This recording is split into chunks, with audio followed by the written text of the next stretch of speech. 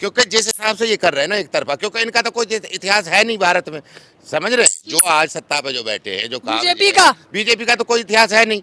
उन्होंने तो वही दलाली और माफीनामा उन्होंने वही किया है।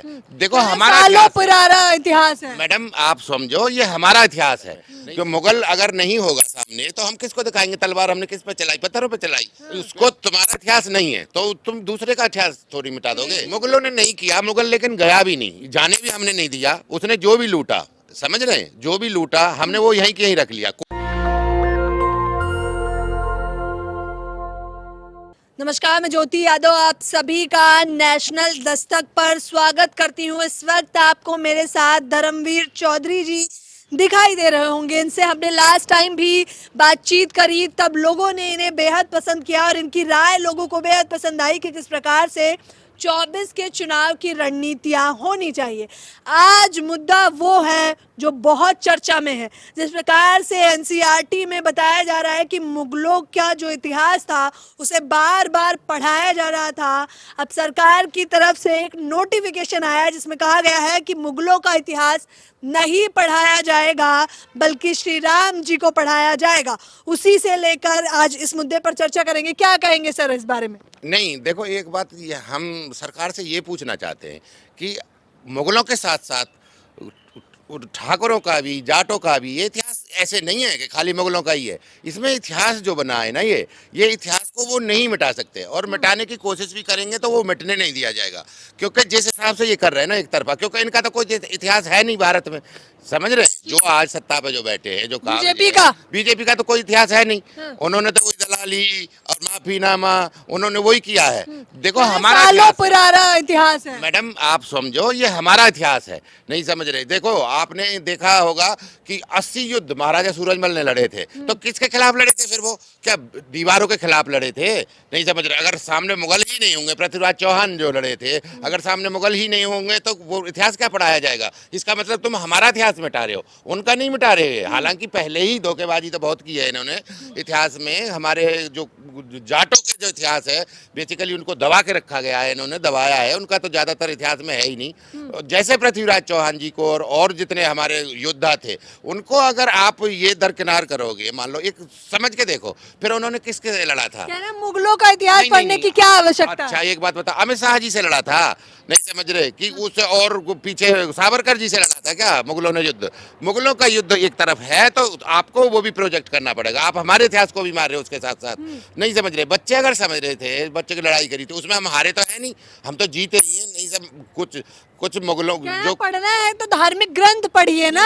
कुछ देखो ये भी होना चाहिए उसके साथ साथ में, इतिहास के साथ साथ में धोखेबाजों का भी पता चल रहा था, उसमें जयचंद भी पता चल रहे थे। ऐसे इस देश के साथ में जो गद्दारी हो रही है आज की डेट में जो हो रही है, कम से कम उनका भी तो खुलासा होना चाहिए। कुछ दिन बाद में लोग ये भी तो पढ़ेंगे कि इन जयचंदों ने देश का ये लुटवाया, धन लुटवाया, ये जयचंद थे। और उसके साथ में हम ये कहना चाह रहे हैं कि जो इतिहास है, हमारे 80 युद्ध थे, भरतपुर और अपना हमारा जो ये एक पूरा साम्राज्य था, तो इसका मतलब हम लाल किले की जो अपनी उसकी किवाड़ थी, जो गेट था, उसको भी हम उखाड़ के ले गए और हमारे वहाँ भरतपुर किले पे पड़ा हुआ है। तो इसका मतलब आप हमारे इतिहास को क्यों मोल्ड कर रहे हो उसके चक्कर में, मुगलों के चक्कर में?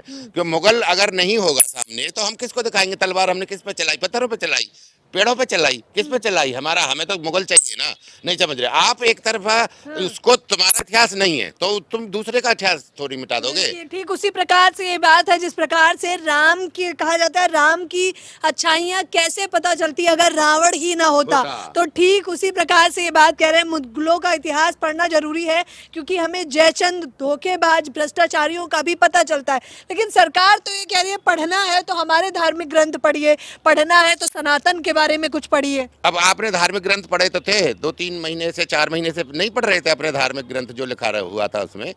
शूद्र और पशु और नारी और सब एक समान करके और ताड़ना के अधिकारी नहीं समझ रहे, फिर वहीं ले जा रहे हैं डाइवर्ट करके, जो ये डिबेट को ले जाते हैं ना। अब ये इनको हम डिबेट में फंसा लेंगे। नहीं, अब तक हम अवेयर नहीं थे, सचेत हरा देगा। हाँ, अब बहुजन बहुत जो शूद्र है वो बहुत अब सचेत होता जा रहा है। एक संगठित होना है, उसे होना भी पड़ेगा। देखो जैसे बहुसंख्यक है वो 80-85% होते हुए सारे आप देखोगे जितने भी सुप्रीम कोर्ट है सारे जज वही हैं। 1% कोई आ गया SC ST तो आ गया, OBC तो एक भी नहीं है। उसके बाद में जितने यूनिवर्सिटी हैं गवर्नमेंट की, 41 यूनिवर्सिटी हैं, उनमें कोई नहीं है। अभी एक और यूनिवर्सिटी यूपी में खुली है, उसमें एक भी SC नहीं, एक शायद 1 या 2 SC हैं जिनको आरक्षण गवर्नमेंट के मिल लिए तो ले गया लिया है गया। आप लोगों OBC तो है ही नहीं। नहीं, आरक्षण कहाँ मिल गया? आरक्षण में भी इन्होंने खूंटा ठोक दिया है। आरक्षण में भी तो एक बीच में से एक आरक्षण 10% का जो सुदामा कोटा किया है, उसके थ्रू ये घुमा घुमा के पागल बना बना के अब पीछे SSC की वैकेंसी निकली है, SSC GD की, उसमें से जो सुदामा कोटा है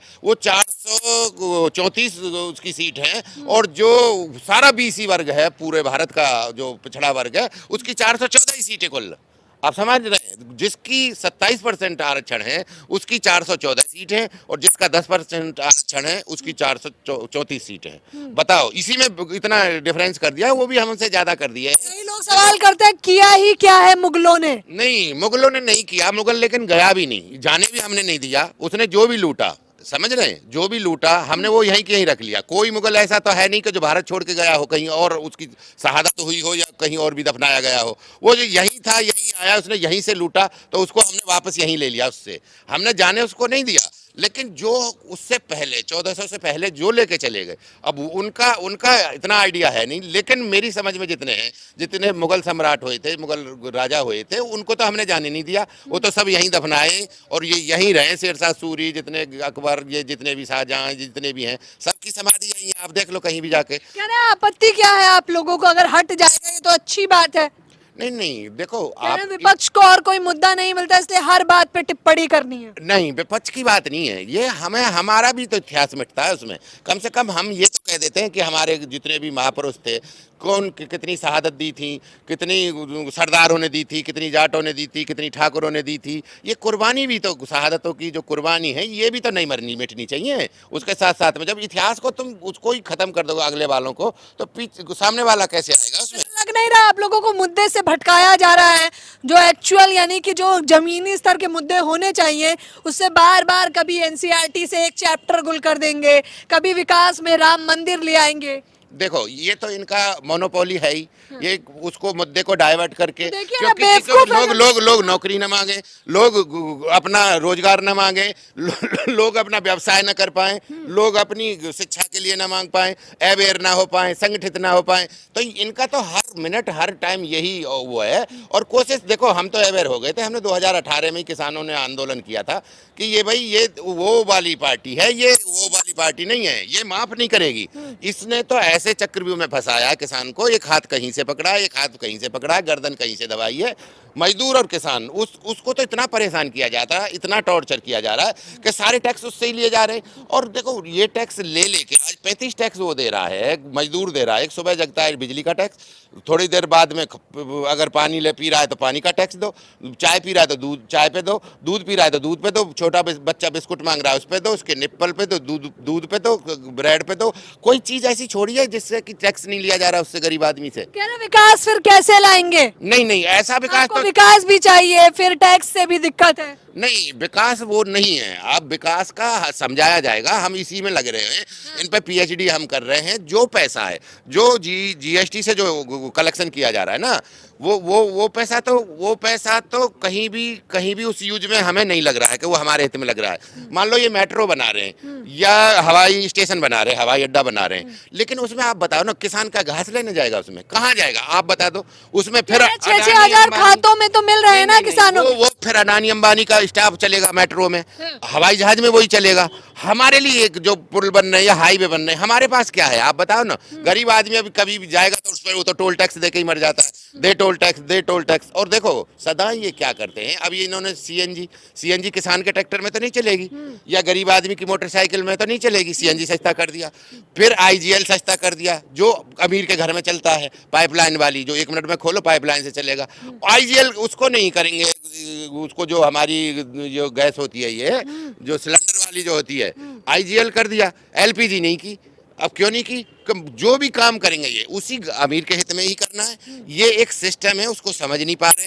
और ये जो साला जो धन है ना, काला धन, वो और ज्यादा 3 गुना ज्यादा जमा हो गया कह सिर्फ रहे डेट राशन लेने में। किसको दे रहे हैं? गरीबों को नहीं दे रहे तो अमीरों को राशन दे रहे हैं। मैडम एक बात बताओ ना, आप 80 5 करोड़ लोगों ठीक है, हमने माना 80 करोड़ में से 45 करोड़ राशन लेते हैं, 45 करोड़ में से 35 करोड़ तो इन्हीं के 35-40 जो करोड़ है ना, वो तो घुमा फिरा के इन्हीं पे ही जा रहा है। वो किसी आम पब्लिक नहीं ना ले रही है, ना इतना किसान भी नहीं ले रहा है, और वो दिखाया कागजों में ज्यादा जा रहा है, ले कोई रहा नहीं है। दूसरी बात, राशन होता कितने पैसे का है वो? अगर 5 किलो आपने गेहूं दे दिया, 20 रुपए किलो से 100 रुपए का हो गया, और उसकी झाड़ी कितने की मरेगी जो राशन लेने जाएगा एक दिन की? 400 रुपए की। तो इन्होंने क्या एहसान कर दिया? इससे पहले भी गवर्नमेंट थी, आप बताओ, इन्होंने महंगे आइटम बंद करके चीनी और मिट्टी का तेल जो कैरोसिन ऑयल होता था वो बंद करके अब इन्होंने सस्ते वाले आइटम लिए हैं, गेहूं और चावल, जिनको कोई पूछता नहीं है, समझ रहे हैं? क्योंकि गेहूं और चावल तो इतना हमारा सरप्लस हो जाता है, किसान पैदा कर रहा है, और वो हमने पैदा समझदार किया, नहीं है। और आप हमने लोग दे दिया। अपने नहीं, हक के लिए खड़े क्यों नहीं हो? हक के लिए मैडम हो रहे हैं। देखो, हमें एक तो दूसरी पहली बात क्या है कि ये जो मेन स्ट्रीम मीडिया है ये हमें दिखाना पसंद नहीं करता है। दूसरी बात है क्या कि जो नेता है ना, हमारी लीडरशिप है जो, वो अपने आप में रह जाती है। जैसे आए, पहले तो वो कुर्सी लेने में बहुत प्रॉब्लम होती है, जैसे ही उन्हें कुर्सी मिल जाती है फिर उसको कुर्सी को रखाने में उनका पूरा टाइम जाता है, और वो ना तो गरीब की सोच रहा है, ना गरीब के हित की कोई बात कर रहा है। इवन भाजपा ने तो बिल्कुल समेट के रख दिया है। और दूसरी बात ये रही कि अब जैसे हमारी जो पार्टी है, ये राष्ट्रीय पार्टी है एक दो, तो उनका अपने ही जाल में से नहीं सुलझ पा रहे, वो अपने में ही पैर मार रहे हैं, वही मकड़ी का सा जाल बना रहे हैं और खुद ही उसी जाल में फंसते जा रहे हैं। ये भाजपा है जो विकास का नारा लेकर आई थी, लेकिन अफसोसन आम जनता का विकास नहीं बल्कि विनाश हो गया है। आम जनता कितनी परेशान है, मात्र 5 किलो राशन में गठित कर कर रख दिया है जनता को, उनके मुद्दों से भटकाने का प्रयास किया जा रहा है। मुगलों का इतिहास समाप्त करने के लिए एनसीईआरटी से वो चैप्टर डिलीट करवाए जा रहे हैं। लेकिन सवाल यह है कि आखिर जनता को सरकार कब तक और बेवकूफ बनाती रहेगी, और क्या सच में अभी भी आज़ादी के 75वें अमृत महोत्सव पर भी जनता जागरूक नहीं है? 21वीं शताब्दी में भी वो अपने हक अधिकार की बात नहीं कर रही। लेकिन लोगों से जब आप बात करते हैं तो धीरे धीरे करके जन आंदोलन ये बढ़ता दिखाई दे रहा है और जागरूकता फैलती दिखाई दे रही है। इस पूरी खबर के बारे में आपकी क्या राय है, मुझे बताना बिल्कुल ना भूलें। कैमरा पर्सन तोहिद के साथ ज्योति, नेशनल दस्तक। नेशनल दस्तक की आपसे गुजारिश है कि अगर इसको बचाना चाहते हैं तो नेशनल दस्तक को सब्सक्राइब करने के लिए रेड कलर के सब्सक्राइब बटन को दबाएं, फिर बेल आइकन की घंटी दबाएं। नेशनल दस्तक को बचाने के लिए बहुत जरूरी है कि हर खबर को शेयर करें, लाइक करें, कमेंट जरूर करें।